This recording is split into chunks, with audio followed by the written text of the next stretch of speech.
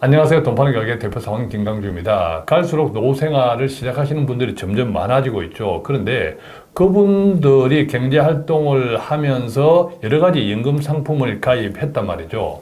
그런데 막상 노후 생활을 시작하면서 내가 가입했던 연금 상품을 꺼내 써야 하는데 어떻게 꺼내 쓰는 것이 좋을지 궁금해하는 분들이 많습니다. 그래서 오늘은 돈 걱정 없는 우리집 지원센터 이재문 팀장님, 특별히 돈 파는 가게에서는 연금 부자 일타 강사로 통하는데 이 팀장님을 모시고 도대체 내가 가입한 연금 상품들을 어떻게 꺼내 쓰는 것이 좋을지 공부해 보는 시간 갖겠습니다.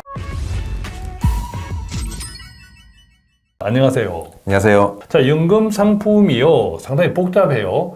가입할 때는 쉽게 가입했고 그때부터는 계속 돈만 따박따박 이체하면 되었었는데 막상 연금을 찾아 쓰려니까 상품마다 다양하고 꽤 까다롭습니다. 그죠? 네, 그렇습니다. 특히 퇴직을 앞두신 50대 혹은 60대이신 분들은 어떻게 연금을 수령할지에 대한 결정이 되게 중요할 것 같은데요. 똑같은 돈을 가지고 어떻게 받느냐에 따라서 실제 연금 액수가 달라지기도 합니다.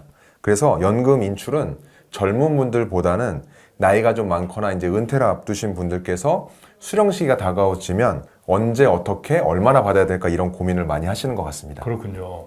구체적으로 보면요, 어떤 분은 연금을 한꺼번에 타서 쓰는 것이 좋은지 아니면 조금씩 나누어서 받는 것이 좋은지 세금 문제를 고려할 때 그런 걱정도 하시는 분들이 있거든요. 그런데 따지고 보면 세금 문제 포함해서 생각해 봐야 될 게 한두 가지가 아니라고 느껴집니다. 네, 그렇습니다. 그래서 오늘은 50대 이상 이제 은퇴를 앞두신 분들께서 꼭 알고 계셔야 될 개인연금과 퇴직연금의 수령 방식에 대해서 기본적인 내용을 좀 살펴보고요. 특히 헷갈리기 쉬운 부분들을 좀 짚어드리도록 하겠습니다. 예. 자, 그럼 순서대로 좀 알아보겠습니다. 먼저 개인연금부터 설명해 주시겠습니까? 어떻게 받는 게 좋을까요? 개인연금, 특히 연금저축의 경우는 만 55세부터 연금의 형태로 인출해야 된다는 것은 대부분 알고 계실 겁니다.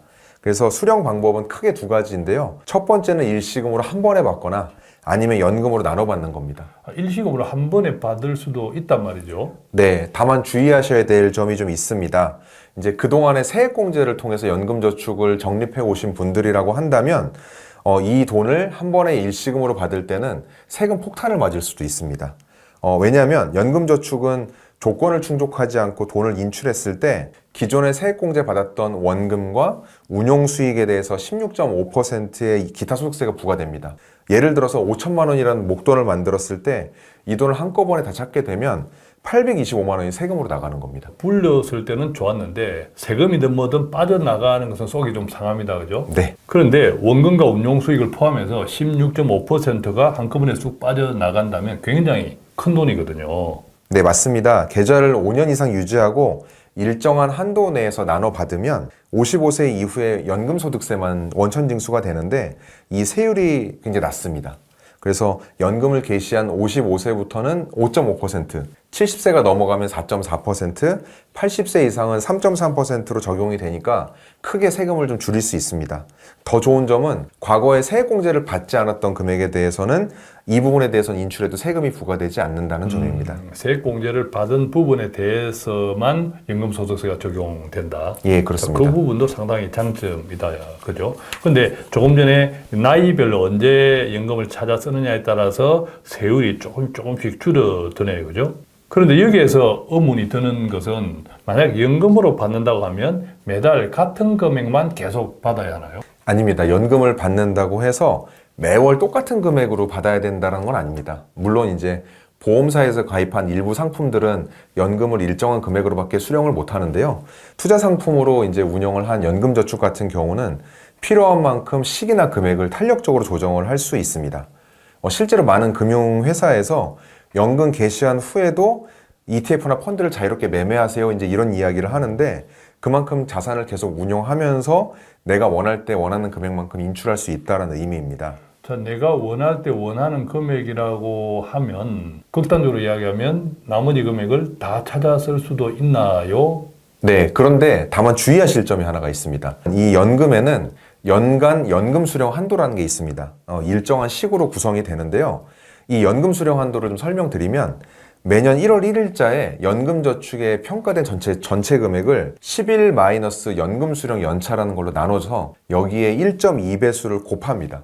이렇게 되면 좀 헷갈리실 텐데 머리가 아파요. 예를 들어서 연금저축의 평가 총액이 1억이라면 10일에서 1년 차인 10으로 나눠주고 거기에 1.2를 곱하게 되면 1,200만 원이 됩니다. 자, 어쨌든 계산식이 들어가면 머리가 좀 아파지긴 합니다. 네. 자, 그런데 이것을 잘 이해해야만 내가 느닷없이 생각지 못했던 세금을 낼 수도 있다. 자, 이렇게 생각하면 조금 머리가 아프더라도 한번 기억해 놓는 게 좋은 것 같은데, 우리가 보통 연금저축은 연간 1,500만 원 한도 내에서는 5.5% 연금소득세만 내면 된다고 알고 있거든요.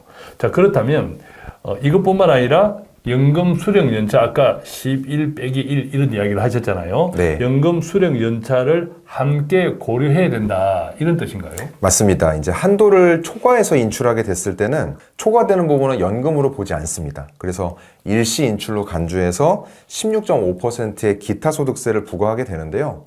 지금처럼 예를 들었던 이 경우에는 1,500만 원을 인출했을 때 연간의 연금 수령 한도가 1,200만 원이니까 300만 원에 대해서는 연간 인출 한도를 넘어가서 이 부분은 16.5%의 기타 소득세를 내게 되는 거고요. 이 한도는 매년 그 계좌 평가액을 기준으로 산정을 하고 매년마다 재계산이 됩니다. 쉽게 말해서 한 번에 너무 많은 돈 빼지 말아라, 이제 이런 의미가 좀 담겨 있는 거고요. 그러면 조금 편법인 것 같은데 계좌를 여러 개를 만들면 어떨까요? 실제로 많은 분들이 활용하고 계신 것 같고요. 연금저축계좌는 한 사람이 여러 개의 개설이 가능합니다. 그래서 중요한 점은 앞의 사례와 같이 연금을 일단 받기 시작하면 그 계좌에는 추가적으로 납입이 안 되거든요. 그러다 보니까 계좌를 두 개로 나눠서 운용하시는 분들이 많은데, 첫 번째 계좌에는 세액공제를 받기 위한 돈, 그리고 두 번째 계좌에는 세액공제를 받지 않고 추가로 납입하기 위한 그런 용도로 활용을 많이 하시고, 또 다른 경우에는 연금 개시를 이미 시작을 해서 연금을 추가 불입이 안 되다 보니까 두 번째 계좌를 개설해서 세액공제를 다시 받는 목적으로 활용하시는 분들이 있습니다. 이렇게 분리를 해두게 되면 은퇴 후에도 한쪽 계좌는 연금을 받으면서 다른 쪽으로는 추가 납입을 이어갈 수 있습니다. 야, 복잡하긴 하다, 그죠? 자, 근데 어쩌겠습니까? 이 돈이라고 하는 것은 특히 이제 세금하고도 맞물려 있는 부분들도 있기 때문에 복잡하면 할수록 그것을 잘 이해하고 적용하면 할수록 나한테 덕이 된다. 그것은 틀림없는 사실이다. 머리가 아프지만 머리가 아픈 보상은 있다. 이렇게 생각하면 머리가 아플 필요도 있다. 또 이런 생각도 듭니다. 네. 자, 지금까지는 연금저축 계좌를 가지고 공부를 해봤는데, 자, 그 다음에 퇴직연금. 대부분의 직장인들이 많이 가입하고 있는 이 퇴직연금 제도에 대해서 한번 알아보겠는데요. 자, 우선 퇴직금은 어떻게 받는 것이 좋을까요? 퇴직 시에 받는 퇴직금이나 회사에서 적립해서 주는 퇴직연금 모두 이제 두 가지 방법으로 인출이 가능한데요. 앞서 연금저축과 동일하게 현금으로 일시에 수령하거나 IRP 계좌로 이전받아서 연금으로 수령하는 방법입니다. 당연히 저는 IRP 계좌 내에서 연금으로 나눠받는 쪽을 좀 권해드리고 있습니다. 세금 혜택 때문에 그렇습니다. 그렇다면 세금은 어느 정도 혜택이 있나요? 네, 퇴직금을 IRP로 이전한 후에 연금 형태로 인출하게 되면 원래 내야 되는 퇴직소득 세금이 있습니다. 이 세금을 30에서 40%까지 감면받을 수 있는데요. 같은 퇴직금에 대한 세금이라도 연금으로 나눠받았을 때 한 3분의 1 정도의 세금을 감면받을 수 있는 효과가 있는 거고요. 월급쟁이한테는 엄청난 혜택이네, 그죠? 네, 그렇습니다. 이런 절세 혜택은 10년 이상 연금으로 받았을 때 적용이 되고요. 연금 수령 기간이 길어질수록 감면 기간이 높아집니다. 예를 들어서 한 10년까지는 70%의 세금만 내면 돼서 30%를 감면받고요. 11년 차부터는 40%로 감면을 받게 됩니다. 그 절반 가까이 거의 세금을 줄이는 거죠. 자, 분할 수령한다고 했을 때 세금이 또 달라지네, 그죠? 네, 그렇습니다. 자, 이것도 머리가 조금 아픕니다만 앞서 말씀드렸듯이 공부하면 할수록 보상은 있습니다. 자, 힘내시고 계속 들어주시면 좋겠습니다. 자, 그렇다면 퇴직하시는 분들의 재정 형편이 다 다르기 때문에 어떤 분들은 일시금으로 돈을 받아야 될 필요도 있는 분들도 있을 건데, 자, 그런 경우는 어떤 부담이 있을까요? 실제로 우리나라 통계를 봤을 때 10명이면 9명은 퇴직금을 다 일시금으로 받아서 활용한다고 합니다. 장점이 있죠. 이제 뭐 빚을 갚는다거나 아니면 그동안에 뭐 구입하지 못한 것들을 좀 맘먹고 구입한다던가 뭐 퇴직 후에 창업을 한다던가 이런 면에서는 장점일 수 있는데, 이게 또 단점이 되는 것 같습니다. 추가적으로 지금까지 설명드렸던 퇴직소득세를 한 번에 내야 된다는 세금 부담이 좀 큰 것 같고요. 같은 금액을 받더라도 연금으로 나눠받을 때보다 30-40% 세금을 더 내야 되니까요.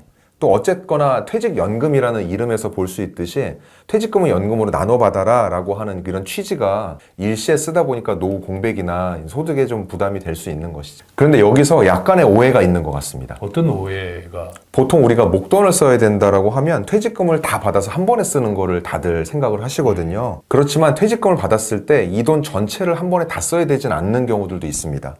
큰 돈이지만 일부만 좀 써야 되는 경우일 수 있는데 이럴 때는 퇴직연금을 연금이니까 중간에 목돈 인출이 안 된다 뭐 이렇게 생각하실 수가 있는데요. 실제로 연금으로 받다가 나중에 목돈이 필요할 때 그때 부분적으로 인출하는 것도 가능합니다. 연금으로 받을 때 세금을 30-40% 줄여서 가져가다가 나중에 이제 필요한 부분을 인출하게 되면 전체를 일시에 해지하는 것보다는 부분적으로 절세도 가능하고요. 자, 그런데 만약 내가 퇴직금으로 1억 원을 받는다고 치면 1억 원 모두를 일시금으로 받거나 아니면 IRP를 통해서 연금으로 받거나 그 두 가지 옵션밖에 없네요. 예를 들어서 한 절반은 일시금으로 받고 절반은 IRP로 넘겨서 연금으로 받고 이런 방법은 없나요?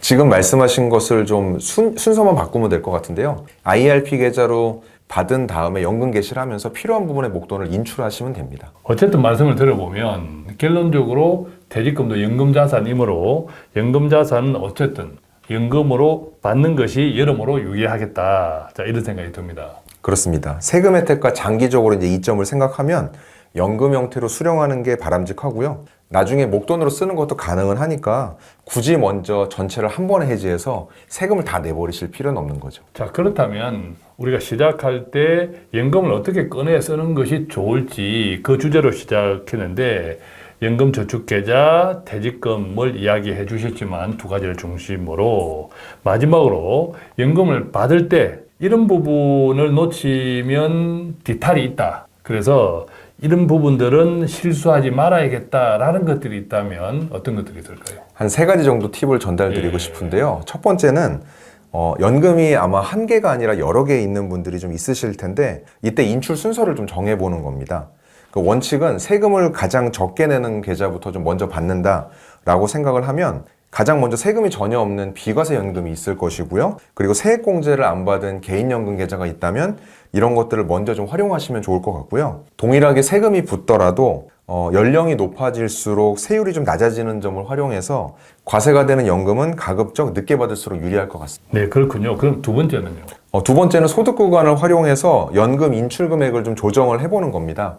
이제 사적연금의 경우 연간 1,500만 원을 넘어가게 되면 종합소득이 합산돼서 다른 소득과 이제 종합과세 대상이 됩니다.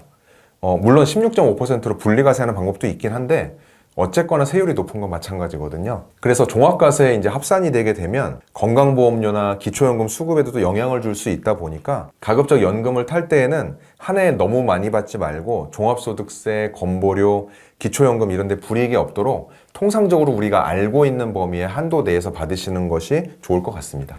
자, 그런데 그렇다면 앞서 우리는 연금저축 계좌를 이야기할 때 연간 1,500만 원까지를 이야기했잖아요. 네. 그런데 이 사적 연금 소득 합산이 연 1,500만 원이라는 말씀이죠. 그렇습니다. 그렇다면 거기에 뭐 IRP 있다면 IRP도 함께 고려하시면 됩니다. 연금저축도 사적 연금 상품에서 나오는 연금 보험을 제외한 나머지 상품들에서 나오는 것들은 연간 1,500만 원을 넘어서면 종합과세가 될 수 있다. 그렇습니다. 이렇게 이해할 수 있겠군요. 네, 맞습니다. 자, 마지막 세 번째는 어떤 것을 좀 조심해야 할까요? 네, 세 번째 팁은 연금 개시 시점을 좀 분산하고 조절해 보는 건데요.